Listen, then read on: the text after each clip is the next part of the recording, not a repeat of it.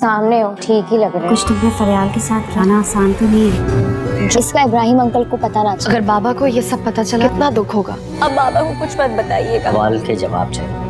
Hello friend, Ibrahim साहब शाहज़ैन की जुदाई में बहुत तड़प रहे थे, मगर वो किसी पर जाहिर भी नहीं होने देना चाहते थे। इन्हें इस बात का बेहद दुख था कि इनसे दूर होकर भी शाहज़ैन कुछ नहीं समझ सका था और अपनी उसी अना पर कायम था। इनकी इस हालत को देखकर शाहज़ैन का भाई और भाभी भी बहुत परेशान थे। वो शाहज़ैन के बाबा से इस तरह दूर होने पर खुश नहीं थे, मगर शाहज़ैन भी तो इनकी कोई बात मानने को तैयार नहीं था। इब्राहिम साहब को लगने लगा था कि फरियाल से शाहज़ैन की शादी करने का इनका ये फैसला ही गलत था, इसलिए वो फरियाल के दुखों का मदावा करने के लिए कुछ भी करने को तैयार थे।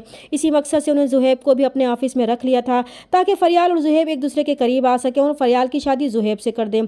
जुहैब ने भी जब से ऑफिस ज्वाइन किया था इसे फरियाल इग्नोर ही कर रही थी, जिससे जुहैब को बहुत तकलीफ हो रही थी। वो फरियाल से बात करने की कोशिश भी करेगा, मगर फरियाल इसकी किसी बात का जवाब नहीं देगी तो वो बहुत दुखी होगा और घर जाकर अपनी भाभी से भी शेयर करेगा कि वो और फरियाल एक ही ऑफिस में काम करते हैं, मगर फरियाल ना तो इससे बात करती है और ना ही इसकी किसी बात का जवाब देती है। वो ये भी अच्छी तरह जानता है कि वो इसे किस बात की सजा दे रही है। तब फरियाल की बहन इसे समझाएगी कि वक्त और हालात ने सब कुछ बदल दिया है, अब फरियाल वो नहीं रही जो पहले थी। इसे वक्त ने बहुत कुछ सिखा दिया है और माजी में इसने फरियाल के साथ जो कुछ भी किया था वो भुलाना इसके लिए इतना आसान नहीं है, क्योंकि जब इसे मदद की ज़रूरत थी तो तब इसने फरियाल को बिल्कुल अकेला छोड़ दिया था। और ये बात तो जुहैब भी दिल से तस्लीम करता है कि इसने फरियाल के साथ वाकई गलत किया था, मगर अब वो सोच लेगा कि वो बहुत जल्द फरियाल का दिल अपनी तरफ से साफ कर लेगा। दूसरी तरफ जब से फरियाल की बहनों ने इसे शाहज़ैन की अजीब हालत के बारे में बताया था वो बहुत परेशान हो गई थी कि यकीनन शाहज़ैन इस वक्त किसी मुश्किल का शिकार है। इसलिए वो एक बार फिर इस मस्जिद में जाकर मस्जिद के इमाम से मिलेगी और इनसे शाहज़ैन के बारे में पूछेगी तो वो बताएंगे कि वो यहाँ से जा चुका है।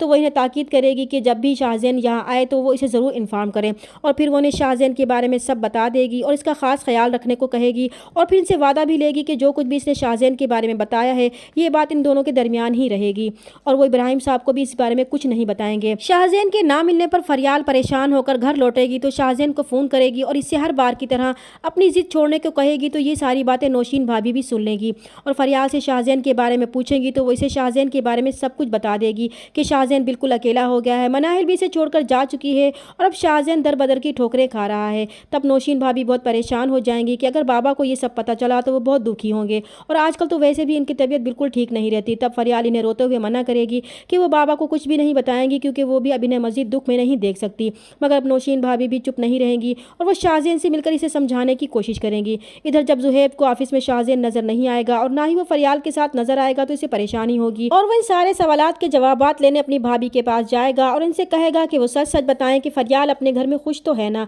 अगर खुश है तो फिर शाहज़ैन ऑफिस क्यों नहीं आता और फरियाल हर वक्त परेशान क्यों रहती है। और फरियाल की बहन परेशान हो जाएगी कि वो भी इसे क्या बताए कि शाहज़ैन ने तो इसे कभी कबूल ही नहीं किया था और दूसरी शादी भी कर ली थी। चैनल पर नए तो प्लीज़ चैनल को सब्सक्राइब कर दें। मिलते हैं नेक्स्ट वीडियो में, तब तक के लिए अल्लाह हाफिज़।